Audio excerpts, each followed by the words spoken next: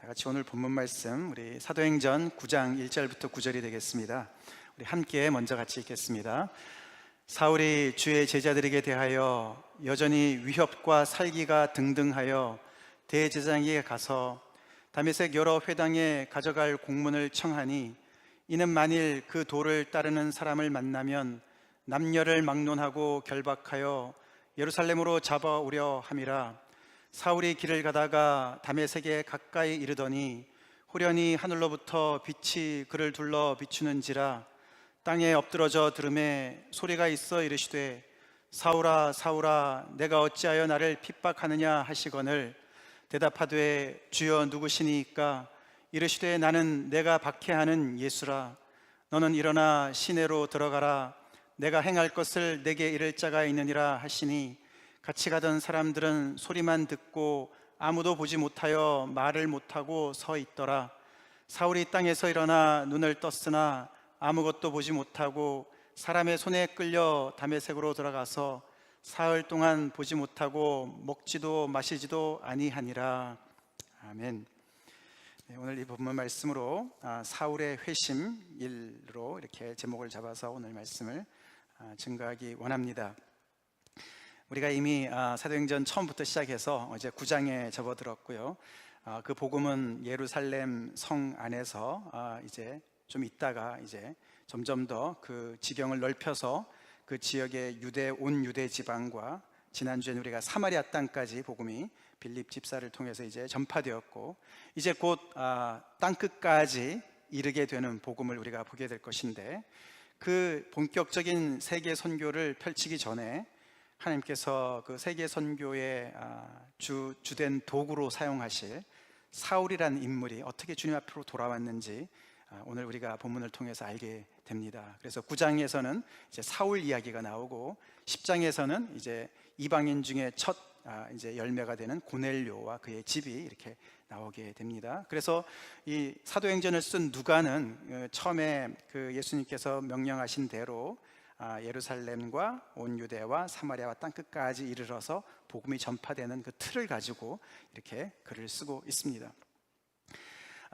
우리가 이런 가운데서 참 하나님의 놀라운 그런 역사를 우리가 지금까지 많이 살펴봤는데, 오늘 본문도 정말 거기서 빼놓을 수 없는 그런 대표적인 하나님의 주도권적인 역사가 이제 펼쳐지는 장면이 되고요. 그리고 또 사울의 개인적인 인생에서뿐만 아니라 사실 기독교 역사상 정말 많은 훌륭한 그런 사람들의 회심이 있지만은 정말 그 중에 단연 으뜸이라고 할 수 있는 그 사울, 바울이 되는 그 사울의 그 회심 이야기를 오늘 우리가 본문으로 이렇게 대하게 되었습니다. 우리가 지금까지 성경을 이 사도행전을 다 살펴볼 수는 없지만 최근에 7장, 8장, 9장만 살펴보더라도 우리는 하나님의 그 주권적인 일하심의 역사가 얼마나 다양한지를 만나게 되지 않습니까? 참 하나님은 참 풍성하신 하나님이세요. 방법도 풍성하시고 사람을 대하는 그런 여러 가지 면에서도 굉장히 다르신데, 우리가 7장에서는 스데반을 만났고 8장에서는 빌립 집사를 만났고 오늘 9장에서는 사울을 만났는데요, 굉장히 하나님의 역사하심은 다양합니다. 스데반의 경우는 하나님께서 위로를 주시긴 하시지요. 하늘이 열려서 하나님의 영광도 보고 그 옆에 있는 서 있는 인자를 스데반이 보면서 위로를 받게 합니다. 그러나 순교는 면제해 주지 않으세요. 그렇죠? 순교를 그 자리에서 당하게 하십니다. 빌립의 경우는 어떻습니까? 그에게 복음의 능력을 주셨을 뿐만 아니라 성령이 구체적으로 간섭하셔서 그를 이끌어서 에티오피아 내시까지 인도하시고 도움을 주십니다. 그래서 그로 하여금 수고토록 하십니다.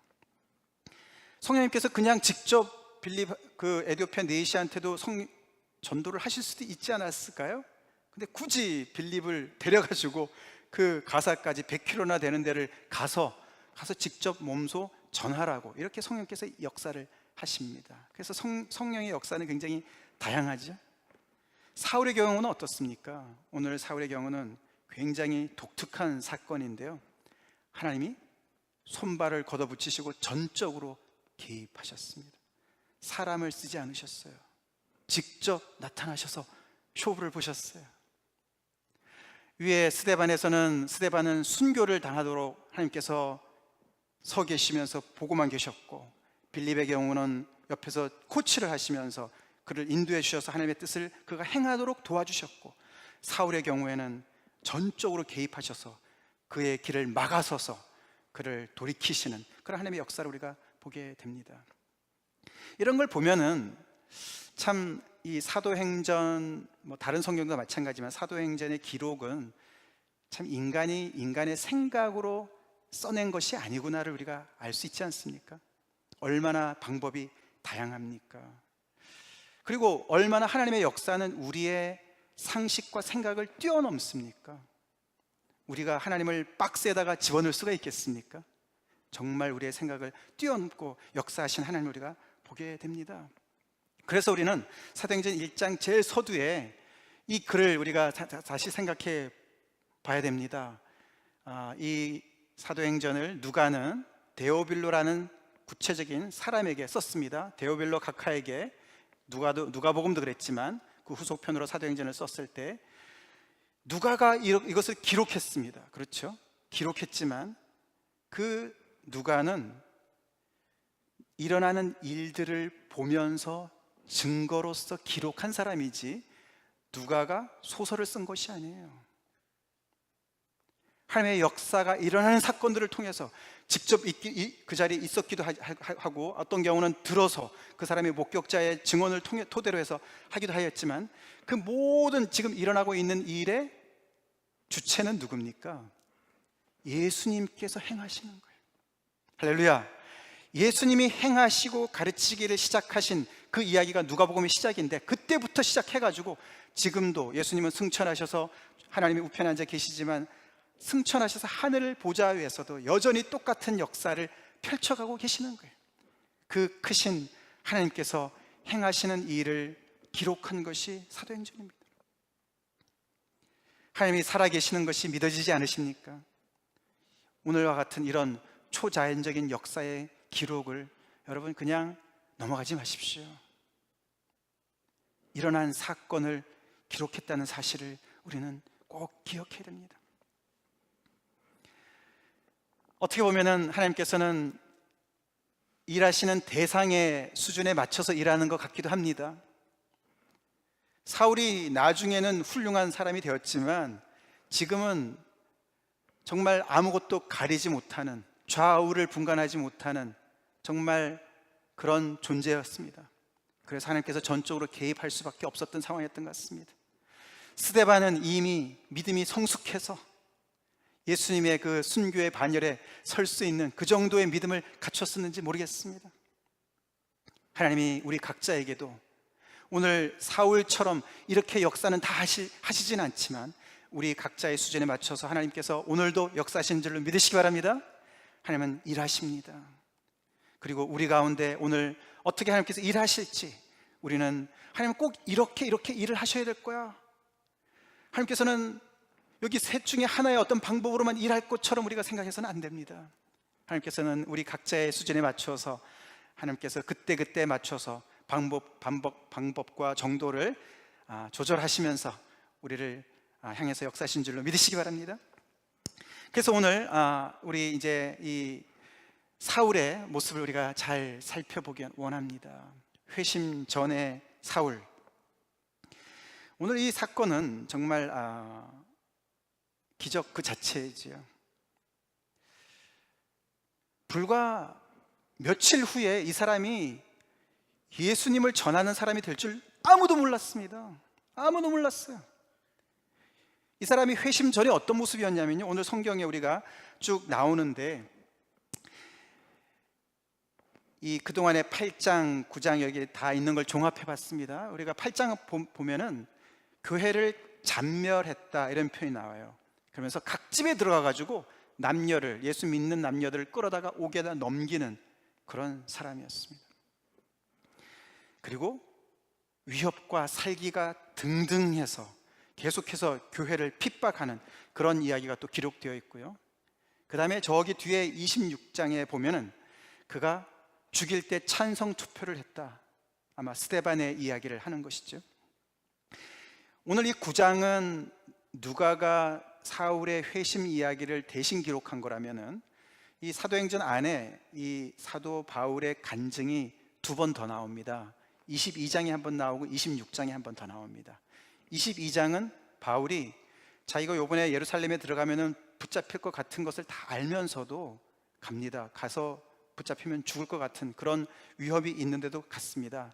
아니나 다를까 거기 그 성전에서 잡혀가지고 많은 유대인들 앞에서 간증을 하는 장면이 22장에 나옵니다. 그때도 오늘 이 이야기가 이 다메섹 사건이 그대로 나오고, 그 다음에 26장은 왕 앞에서, 아그리빠 왕 앞에서 간증하는 장면이 나옵니다. 그때 내용들을 이렇게 종합을 해서 말씀을 드리는데, 그때 그가 얘기합니다. 그때 내가 얼마나 지금 이 예수 믿는 사람들 내가 얼마나 핍박했는지를 쭉 얘기를 하는데, 그 중에 나오는 게 내가 죽일 때 찬성 투표를, 가편 투표를 했다. 내가 그 죽이는 사람들 맨 앞에 서서 너네가 하는 일이 다 옳다라고 얘기했던 사람이다. 그리고 모든 회당에 가가지고 믿는 사람들을 잡아서 형벌을 주는데 어떤 형벌을 줬냐면 강제로 모독하게. 누구를 모독했겠습니까? 예수 그리스도를 모독하게 했겠죠. 그렇게 했다. 그리고 더 나가서 심히 격분해서 외국 성에까지 가서 박해를 했다라고 자기의 과거를 이야기합니다. 이랬던 사울이었습니다. 여기에 이제 외국 성이 오늘 바로 다메섹이죠.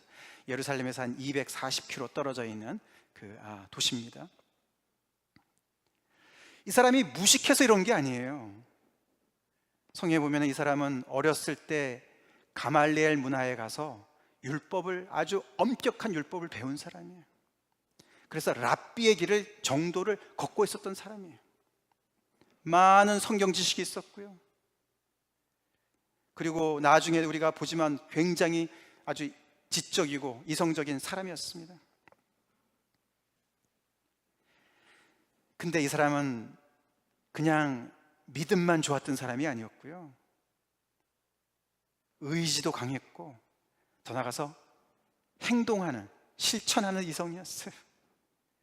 그래서 보통 사람들 다 이 정도로 핍박하지 않았어요. 근데 이 사람은 너무나 자기가 믿는 것이 맞았기 때문에 이 잘못된 것에 현혹돼 가지고 지금 이 하나님을 모독하는 이 무리들을 가만히 놔둘 수가 없었어요. 그래서 발벗고 나섰어요. 그래서 시키지도 않았는데 대제사장한테 가서 공문을 받아가지고 외국에 도망간 사람들을 가서 잡아가지고 끌고 오려고, 그런 열성을 냈던 아주 특심이 대단했던 사람입니다. 지난주에 우리가 그 에티오피아 내시의 열심을 봤지만 잽도 안 되는 열심입니다.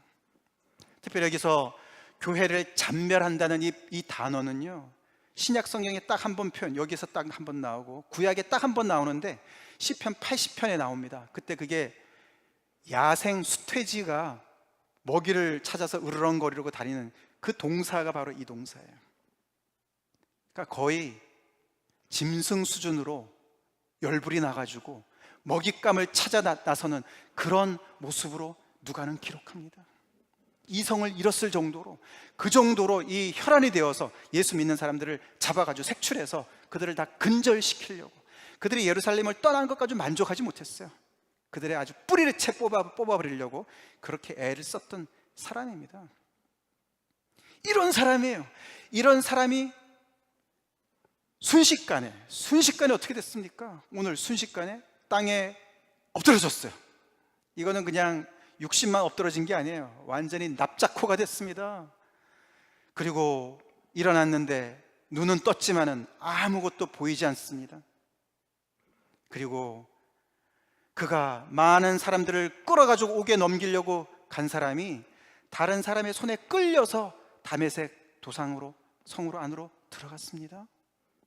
그리고 사흘 동안 보지도 못하고 식음을 전폐했습니다.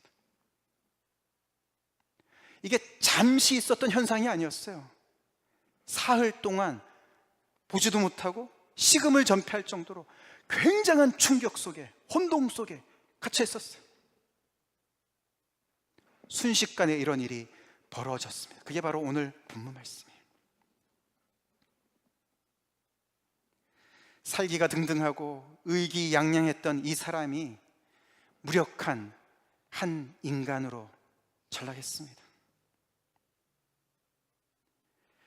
하나님의 대적자로 다메섹 도상을 향해서 가던 이 사람이 하나님의 포로가 되었습니다. 이 중간에 무슨 일이 났습니까? 우리는 다 성경을 통해서 알지만 하나님의 초자연적인 개입이 있었습니다. 하나님의 인터벤션, 하나님의 개입이 있었던 것이죠. 참 인간이 얼마나 나약한 존재인지를 우리가 여기서 볼 수가 있습니다. 그렇게 기고만장하고 그렇게 정말 확신에 차 있고, 그것도 성경으로 뒷받침된 평생을, 이때가 거의 30대 초반의 시절입니다. 사울이 이때 예수님을 이 다메섹 도상에서 예수님을 만난 이때가 30 초반인데, 그 정말 혈기왕성한 그 사람이 말이죠, 한순간에 딱 예수님을 만난 그 순간에 어떻게 됐습니까? 자기가 확신했던 모든 것들이 그냥 와르르 무너지는 것, 산산조각이 나는 것을 경험하지 않습니까? 하나님을 대면한 사람들의 모습입니다. 성경에 나타난 하나님을 대면한 사람들의 모습이에요. 우리 인간이 아무리 잘나 보이고 대단해 보이더라도 하나님 앞에 서면 겸손케 될 수밖에 없는 존재라는 거예요.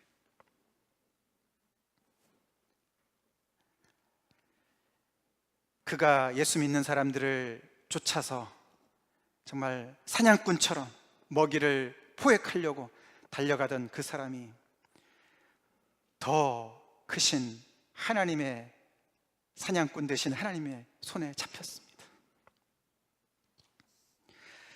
이거는 기적이죠, 그죠? 기적입니다. 아까도 말씀드렸죠. 이게 순식간에, 이랬던 사람이 순식간에 이렇게 바뀐 거예요. 그래서 이 성경의 이런 초자연적인 기적적인 요소들을 싫어하는 사람들이 성경을 연구하면서 나름 이러지 않았을까, 저러지 않았을까, 이것을 해석하는 경우가 있습니다. 더러 있습니다. 특별히 18세기 말경에 그런 인간의 이성을 강조했던 그런 시절에, 그런 사조, 철학 사조의 영향을 받아서요, 어떤 사람들은 간질 발작을 일으킨 게 아니냐, 어떤 사람은 일사병 때문에 그런 게 아니냐, 너무나 이게 낯이 뜨거워가지고, 어떤 사람은 이렇게 핍박을 하면서 다른 사람들을 박해하면서 다른 사람을 옥에 가두고 막 죽이는데 막 서고 이러면서 어떤 심리적인 압박 때문에, 심리적인 어떤 현상 때문에 그런 거 아니냐, 그런 설명들을 박사 가진 사람들이 설명을 그렇게 합니다. 말이 안 되죠. 우리가 분명히 알죠. 나중에 우리가 계속해서 이 바울을 만나게 되지만 이 사건은요, 일시적이지 않습니다. 그리고요, 점점 더 알지만은 이 사람은 눈만 멀어서 눈의 어떤 이런 육체의 어떤 현상에만 이 영향을 받은 것이 아니에요. 식음을 전폐해요. 왜요? 마음의 타격을 입은 거예요. 이 변화가 얼마나 이게 근본적이고요, 본질적이고요, 이게 얼마나 지속적이었는지를 우리는 너무나 잘 압니다. 그래서 바울은 계속해서 기회만 있으면 이 사건을 얘기합니다. 이 사건을 이야기해요. 조금 이따 우리가 살펴보겠지만 이것은 그의 인생 전부를 흔드는, 그의 정말 인생의 지각 변동이 일어난 혁명적인 사건이었어요. 그거를 단순하게 그렇게 무슨 간질이니 발작이니 이렇게 설명이 안 되는 것이죠. 하나님의 인터벤션, 하나님의 개입이에요. 도대체 무슨 일이 벌어진 겁니까? 도대체 무슨 일이 벌어졌습니까? 아까 말씀드린 대로 오늘 본문과 22장, 26장을 종합해서 자세하게 살펴보면 이렇게 됩니다. 오늘 본문에도 호련히 하늘로부터 빛이 비추었다 그랬습니다. 그죠? 하늘로부터 빛이 비추었다. 22장, 26장에 보면은 조금 더 정확하게 이때가 정오쯤이라 그럽니다. 다메섹에 거의 가까이 갔을 때 정오에 해보다 더 밝은 빛이 비쳤다 이렇게 얘기합니다. 정오에 해가 가장 빛나는데 그보다 더 밝은 빛이 그를 비추었다 그렇게 얘기하고, 그 다음에는 소리가 들렸다 그랬죠. 소리가 들렸죠. 그리고 사울도 대답을 하죠. 그 대화의 주된 단어를 뽑으면 이렇습니다. 사울아, 사울아, 그죠? 내가 왜 나를 핍박하느냐? 주여 누구십니까? 나는 내가 박해하는 예수다. 사울과 예수, 너와 나. 이 사울과 예수님의 너와 나의 아이엔다우의 인격적인 만남이 이루어지는 장면이 나타납니다.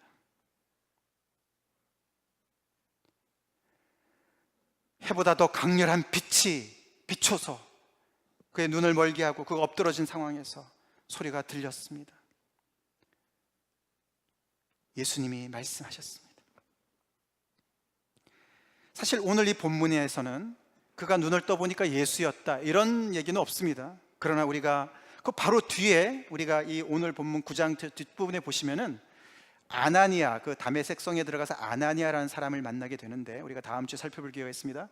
그 사람이 이렇게 얘기를 합니다. 내가 오는 길에서 나타나셨던 예수께서,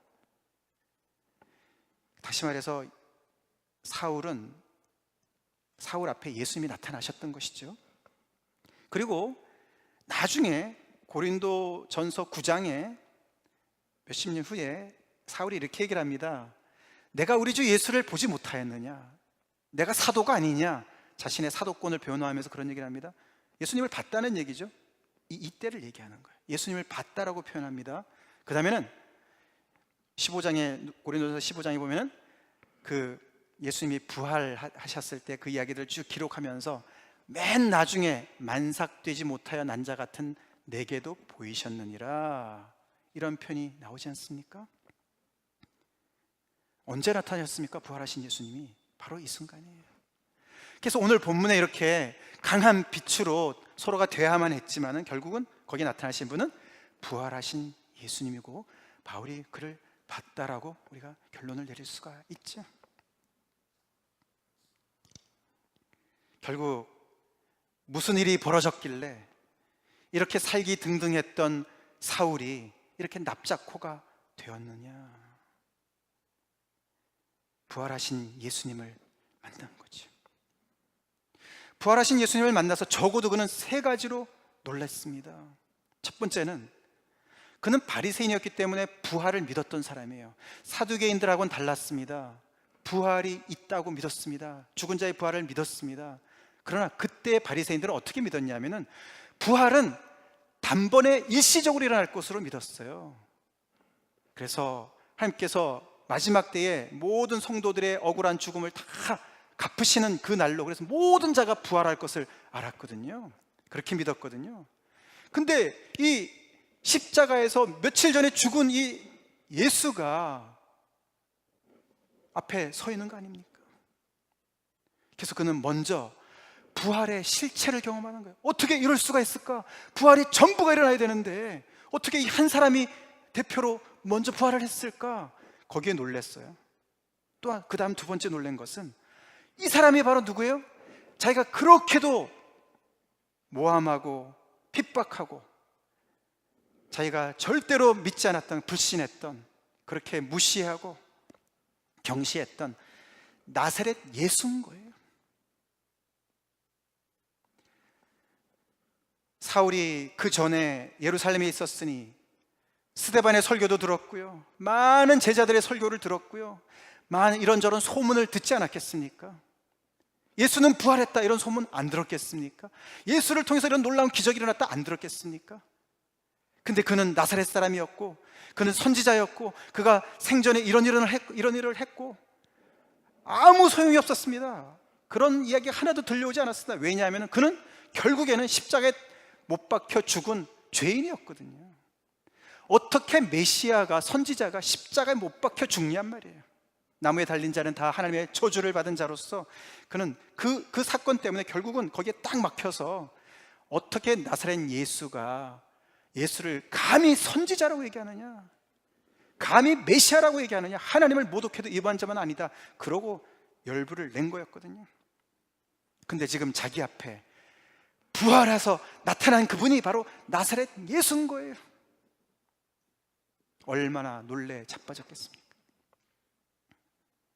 근데 세 번째로, 근데 그분이 자기한테 이야기를 하시는데, 그 자기와의 관계를 얘기하시는데 사울아, 사울아, 고작 말씀하시는 게 내가 왜 나를 박해하느냐. 사울이 스데반이 죽는데도 앞장섰고 말이죠. 많은 성도들을 잡아다가 옥에다 가뒀고, 그 중에 어떤 사람은 이미 순교를 당했을지도 모르고, 그런 많은 교회에 타격을 입혔던 사람이에요. 예수님이 왜 나를 박해하느냐? 교회를 박해하는 것이 예수님을 박해하는 것이었어요. 근데 자신에게 정면으로 도전하는 그 사울에게 예수님은 말로 한마디 하시는 거예요. 우리 같았으면 어떻게 당장 요절을 해야 될 것 같지 않습니까? 예수님의 무기는 말이에요. 말밖에 없어요. 하나님은 말씀이시죠? 말로 이야기하시는 거예요. 그 놀라우신, 지금 부활하신 예수님이 지금 자기한테 얘기하시네. 너가 왜 나를 박해하느냐라고 얘기를 하시는 거예요. 그동안까지는 박해를 참으셨다는 얘기죠. 참으셨어요. 그리고 더 나아가서는 무엇을 해야 될지를 이야기하십니다. 지시하십니다. 너는 일어나 시내로 들어가라. 내가 행할 것을 내게 이를 자가 있느니라. 이분은 그를 정죄하지도 않으셨고, 오래 참아 기다리셨고, 그를 찾아오셨고, 그에게 말씀으로 그의 현 위치를 가르쳐 주셨고, 그리고 더 나아가서 그가 앞으로 어떤 인생을 살아야 되는지를 다 이미 지시하시는 그런 분이셨어요. 그러니 그가 식음을 전폐할 만하죠. 근데 사실은 여기서 좀 더 나갑니다. 조금 더 나갑니다. 우리가 고린도후서 4장에 보면 이런 말씀이 나옵니다. 같이 읽어보겠습니다. 어두운 데에 빛이 비치라 말씀하셨던 그 하나님께서 예수 그리스도의 얼굴에 있는 하나님의 영광을 아는 빛을 우리 마음에 비추셨느니라. 이런 고백을 합니다. 뭐가 놀라운 것인지 좀 아시겠습니까? 조금 전까지는 그 나사렛 예수가 부활하셔서 나타나신 거예요. 하늘에서 지금 나타나신 거예요. 근데 여기에서의 고백은 그 예수 그리스도가 누구랑 연결이 돼요? 하나님의 영광과 연결이 되는 거예요. 우리는 다 아니까, 그럼 예수님이 하나님이신데, 그러니까 이미 결론을 가지고 얘기를 해서 그렇지만, 아니 지금 우리가 사울의 생각을 따라가 보자고요. 사울을 따라가 보자고. 사울이 그냥 부활하신 어떤 분이 그냥 거기 나타난 나사렛 예수인 거예요. 거기서 그냥 뭐 이렇게 얘기를 한단 말이에요. 그럼 거기서 이 사울이 예수님이 하나님의 영광과 연결됐다고 어떻게 생각을 했겠습니까? 여러분 같으면 그렇게 생각하겠습니까? 내가 헛것을 본 거 아니야? 그렇게 생각하지 않았겠어요? 어떻게 이렇게 연결을 시켰을까? 이런 고백을 합니다. 예수 그리스도의 얼굴을 봤는데, 그 빛나는 광채에서, 근데 그 얼굴은 하나님의 영광을 아는 빛이었다는 거예요. 하나님이 어떤 분이신 것을 나타냈다는 거예요. 하나님의 영광을 계시한 분이라는 거예요. 이게 나중에 얘기하는 것이지만 사울은 그 자리에서 이 예수님의 얼굴이 하나님의 영광의 빛과 연결이 되어진 거예요. 벌써. 다시 말해서 어떻게 나사렛 예수가 하나님의 영광을 나타내는 그 하나님의 계시자냐, 더 나아가서 하나님을 계시할 뿐만 아니라 하나님의 계시의 내용이죠. 어떻게 이럴 수가 있냔 말이에요. 이 나사렛 예수는 단순히 인간일 뿐만 아니라 십자가에서 못 박혀 죽은 잔대발이에요. 우리가 지난주에 그 이사야서 53장 고난받는 종 이야기 말씀 보지 않았습니까? 도살장에 끌려가는 양과 같이 억울한 죽음을 죽었는데, 그 이야기를 사울도 알긴 알지만은 그런 죽음을 예수님이 죽었다고는 생각 안 했습니다. 그러나 분명히 무기력하게 죽었어요. 저주스러운 죽음을 죽었어요. 근데 그분과 어떻게 하나님이 연결되냔 말이에요. 이거는 죽었다 깨나도 연결할 수가 없는 거예요. 그 누구도 연결하지 못했던 것이죠. 네, 바울이 나중에 이렇게 고백을 합니다. 이거는 나중에 깨달아가지고 돌을 터득해가지고 이렇게 얘기한 것이 아닙니다. 우리가 9장 뒷부분에 보시면, 바로 뒤에 보면은 이 사흘 동안 이렇게 식음을 전폐하고 있다가 아나니아를 통해서 눈을 뜬 다음에 기력을 회복한 다음에 첫 번째 한 말이 뭔지 아십니까? 20절에 보면 이렇게 나옵니다. 사울이 다메섹에 있는 제자들과 함께 며칠 있을 새 즉시로 각 회당에서 예수가 하나님의 아들이심을 전파했다. 예수가 하나님의 아들이시다 라고 전파했다는 거예요. 즉시로. 그리고 뒤에 보면은 예수를 그리스도라고 전파했다, 증언했다. 즉시로 알게 된 거예요. 어떻게 사울이 이렇게 그 환상을 보면서, 그 예수님을 보면서, 부활하신 예수님을 보면서 하나님의 영광과 연결을 지었을까? 구약에 보면은 하나님을 본 사람들이 있습니다. 제가 노인에 가면은 그 중에 한 분이 아주 멀리서 오시는 분이신데 늘 성경을 읽으시는 분이 계세요. 그래서 제가 너무 참 귀해 보여서 이렇게 가끔씩 가서 이제 이렇게 아는 척하고 그러는데, 이분이 가끔씩 오셔서 저한테 질문을 하십니다. 성경을 통독을 하시다가 이제 질문을 하시는 거죠. 근데 이제 바로 엊그저께 저한테 질문이 바로 그거였습니다. 구약에는 하나님을 보는 사람은 죽는다 그랬는데 하나님을 본 사람이 있다고 그러는데 그게 무슨 말인가, 이런 말을 질문하셨어요. 그러나 우리가 엄격히 말해서 하나님을 정말 대면해 본 사람은 없죠, 그죠? 모세도 하나님의 영광을 뒷점만 등만 본 사람 아닙니까? 근데 여러분들 에스겔의 환상 아십니까? 에스겔서 1장에 보시면요, 에스겔이 그 유다 백성, 이 유다 나라가 너무너무 힘들 때 말이죠, 그때 이제 바벨론의 포로로 잡혀갔던 사람 아닙니까? 거기 그발강가에서 너무나 정말 자기의 조국을 생각하면서 현실을 보면서 하나님 앞에 정말 탄식하고 있는 그 순간에 그가 그 앞에 환상이 나타나지 않습니까? 그가 본 환상이 뭐죠? 여호와의 보좌를 보는 거예요. 그거 아시잖아요. 무슨 거기에 네 생물이 나타나고 말이죠, 밑에 바퀴가 있는데 막 바퀴 안에 바퀴가 또 있고, 막 이리로 움직이면 같이 일사불란하게 움직이고 저리로 움직이고 막 이런 거 있잖아요. 마치 무슨 우주선을 얘기하나, 어떤 사람은 그렇게 얘기할 정도로 그런 게 1장에 나오지 않습니까? 그 환상을 보는 그 묘사가 이렇게 주변의 것들부터 쫙 설명하면서 폭풍 가운데 큰 구름 속에 뭔가가 오는데 그 속에 불이 번쩍번쩍하고 뭔가를 보는 거예요. 환상을 보는 거예요. 근데 그 안에 가만히 보니까 네 생물이 나타나고 그 다음에는 바퀴가 4개가 있고 말이죠. 근데 그 위에 보좌가 쫙 얹혀져 있는 거예요. 그러면서 이런 표현이 나옵니다. 그 머리, 네 생물 머리 위에 궁창이 있는 거예요. 이게 이제 환상 중에 보는 거예요. 궁창 위에 보좌의 형상이 있어요. 근데 그 모양이 남보석 같고 사파이어, 그 보좌의 형상 위에 한 형상이 앉아 있는데 사람의 모양 같더라, 이렇게 묘사를 합니다. 절대로 에스겔은 하나님을 봤다고 하지 않습니다. 그 뒤에 보면 그러고 이는 여호와의 영광의 형상의 모양이라, 이렇게 표현을 합니다. 여호와의 영광의 형상의 모양이다. 하나님의 영광을 대면에서 본 것이 아니고 그 보좌 위에 앉으신 하나님의 그 영광을 얼치 본 거예요. 근데 그게 사람의 모양과 같은 거예요. 이런 장면이 나와요. 얼마나 위로가 됐겠습니까? 이 예루살렘도 아닌데 말이죠, 바벨론, 그 이방 땅에 하나님의 보좌가 나타난 거 아닙니까? 만군의 하나님의 보좌가 나타난 거예요. 그래서 쭉 주변을 살피면서 쫙 봤더니 그 보좌가 보이는데 거기에 앉으신 이가 사람의 형상 같은데 그분이 바로 여호와의 영광의 형상의 모양인 것을 이렇게 기록을 했습니다. 성경학자들은 이렇게 얘기합니다. 경건한 유대인들이요, 기도할 때 이 에스겔서 1장의 이 환상을 많이 묵상했다고 합니다.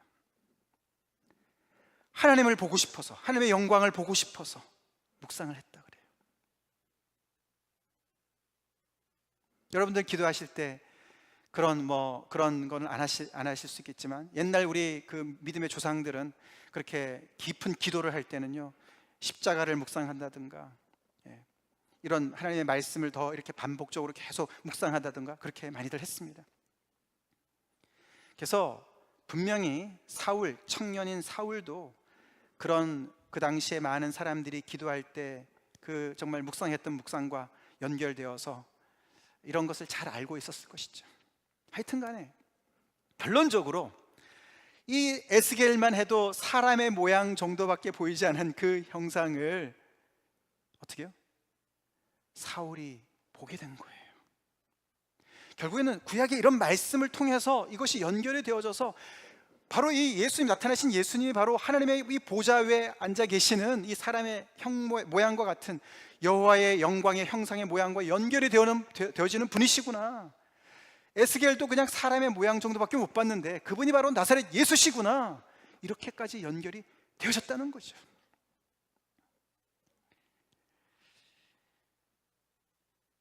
그래서 사울은 결국에는 예수를 핍박했지만 결국에는 그 하나님을 우리에게 계시해 주신 그 예수 그리스도를 핍박한 것이죠.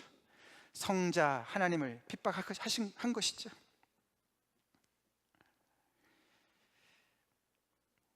이 사건이 우리에게 또 일어나진 않습니다. 지금까지 교회사를 훑어보면은 이 사울과 같은 이런 비슷한 그 회심의 그 기록이 한 사람이 있는데요, 썬다승이라는 사람이 있습니다. 인도의 성자 들어보셨죠? 썬다승이라는 분. 그분이 거의 흡사한 그런 환상으로 예수님을 만났습니다. 근데 이 사람은요, 이 사도행전의 이런 내용을 전혀 모를 때였어요. 근데 거의 내용이 비슷하게, 너가 왜 나를 핍박하느냐, 나는 너가 핍박하는 예수다, 이런 기록이 되어 있습니다. 우리가 사실 간증은 다 액면 그대로 받기가 좀 어렵습니다. 그 안에 자기 생각도 들어갈 수도 있고 과장될 수도 있고. 근데 이 사울의 이 이야기는 우리가 그렇게 받을 것이 못 됩니다. 이거는 성경에 기록된 사건이에요. 그리고 누가가 얼마나 중요했으면요, 3번이나 기록합니다. 제가 늘 기회에 있을 때만 말씀을 드리지만 옛날에는 이걸 다 필사했어요. 요즘에야 뭐 컴퓨터로 시절에 말에 컷앤페이스트 하면 100번이고 쓸 수도 있지만요, 옛날에는 그걸 다 썼다니까요. 이 중요한 얘기를 왜 반복해서 씁니까? 이렇게 반복해서 왜 씁니까? 중요하기 때문에 쓰는 것이죠. 이런 사건이 우리한테 일어나진 않았더라도 우리는 타산지석으로 삼아야 될 줄 믿습니다. 그 사울에게 나타나셨던 그 예수님이 그때만 살짝 환상으로 보여주고 그냥 다시 그냥 뭐 그 비즈니스를 그만두신 분이 아니시라고요. 그분은 영원토록 보좌에 앉아 계시는 분이십니다.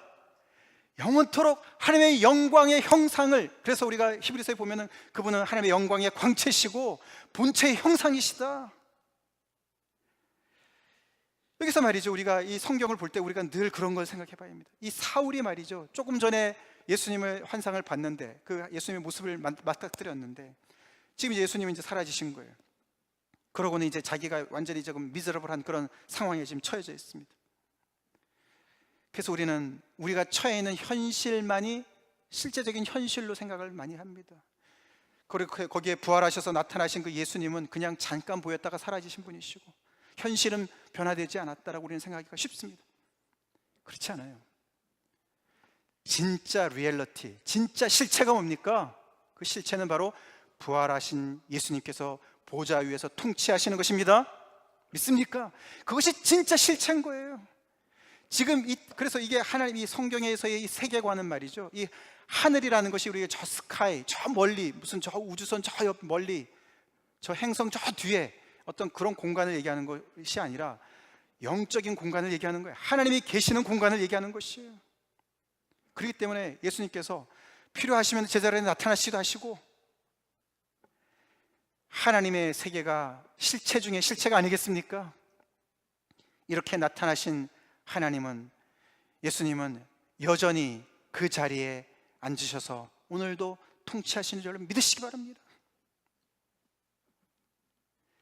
사울을 변화시킨, 이렇게 무릎 꿇리신 그 예수님은 여전히 어제나 오늘이나 영원토록 동일하신 분이십니다.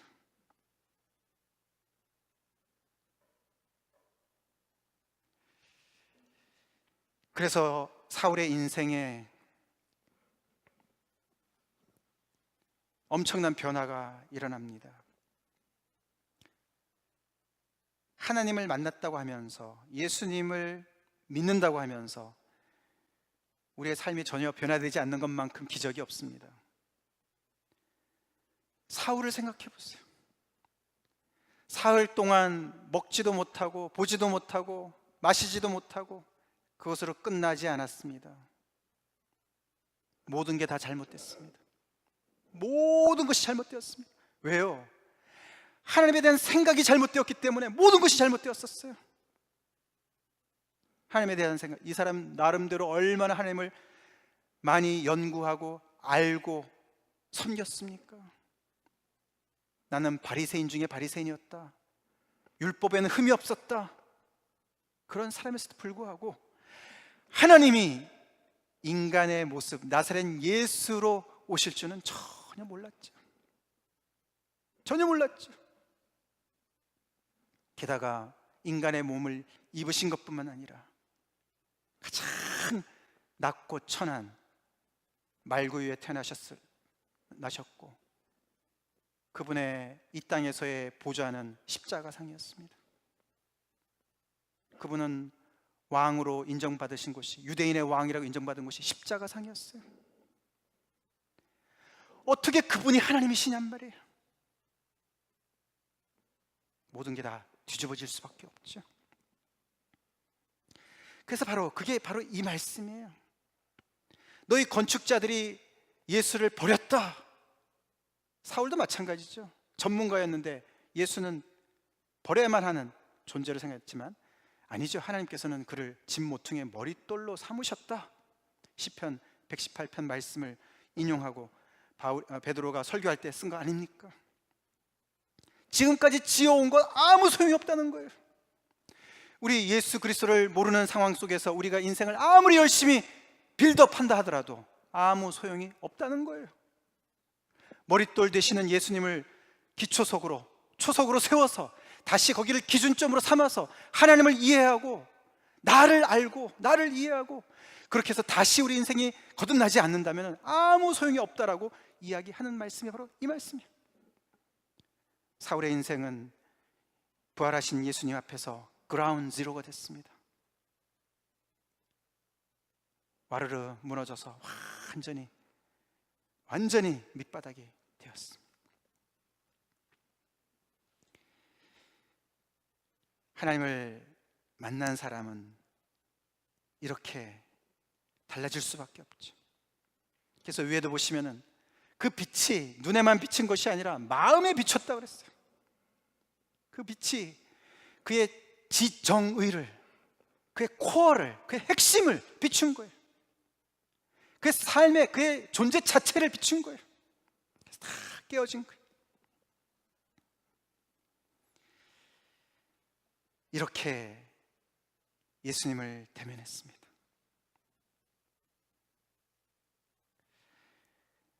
우리 각자는 어떻게 하나님 앞에 하나님을 만났습니까? 예수님을 만났습니까? 아까도 말씀을 드렸지만 하나님의 역사하심은 다양하기 때문에 그 방법도 정도도 다양합니다. 그래서 오늘 이 사건은 굉장히 사울에게만 독특하게 적용되는 부분도 분명히 있습니다. 그래서 그만이 사도죠. 우리는 사도가 아닙니다. 그러나 그 안에는 또한 보편성도 있습니다. 우리가 이렇게 예수님을 인격적으로 제대로 만났습니까? 나와 너의 만남이 있습니까? 내가 예수님을 모를 때는 그를 박해했던 그런 인생이었던 것을 아십니까? 그리고 그런 나를 이미 용서하시고 내 이름을 부르시면서 내가 어떤 존재인지를 가르쳐 주시고 나에게 구원의 손을 내미시고 나를 사랑의 그 정말 품으로 나를 안으시는 그분을 만나셨습니까? 그리고 그분을 내 인생의 모퉁이의 머릿돌로 삼으셔서 완전히 그라운드 제로가 되어서 그 예수님을 통해서 하나님을 이해하고 하나님을 알고 그 예수님을 통해서 내 자신의 모습을 알고 더 나아가서 내가 무엇을 위해서 살아가야 될지를 깨달으셨습니까? 그것이 예수님을 제대로 만난 사람의 복된 모습인 줄로 믿습니다. 다 같이 기도하시겠습니다.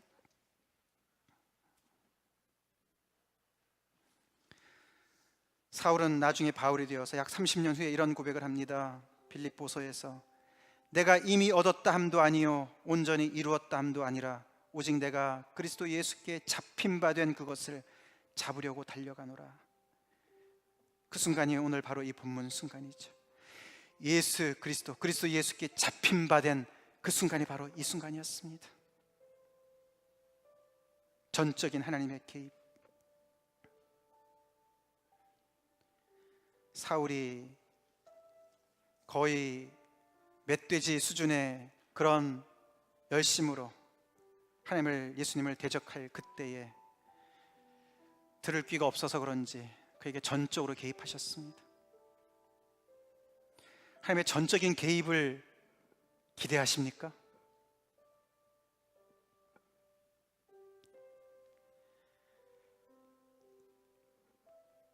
하나님의 말씀을 들으십시오. 은혜 받을 만한 때 은혜를 받으십시오. 구원받을 만한 때 받으십시오. 그가 하나님께, 예수님께 잡힌 바 되어서, 포로가 되어서 그는 그 놀라운 이해가 안 되는 그 은혜를 계속 더 알려고, 그것을 잡으려고 달려갔다, 이렇게 표현합니다. 구원받았네 그러고 자기 길 갔다는 것이 아닙니다. 어떻게 나를 용서하시고, 나 같은 죄인을 용서하시고, 나를 먼저 찾아와 주시고 나에게는 놀라운 사명을 맡기셨나? 어떻게 이런 은혜가 있을까? 그것을 더욱더 알려고, 자기가 잡으려고, 자기가 이해하려고, 그것을 그래스프하려고 달려갔다. 30년 후의 고백입니다. 그리고 맨 마지막에 쓴 디모데후서에는 내가 달려갈 길을 다 마쳤다라고 얘기합니다. 영원토록 연구해도 알 수 없는 이 은혜에 맞닥뜨린 것이죠. 나사렛 예수 너무나 만만하게 보았고 죄인으로 취급했고, 그분이 하나님의 영광의 광채시라니, 하나님의 본체의 형상이시라니, 도대체 이 성경의 하나님은 어떤 분이시냔 말이죠.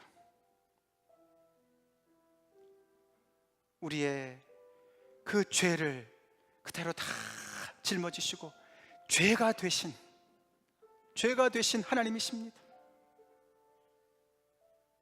이 하나님을 어떻게 우리의 이성으로 이해합니까?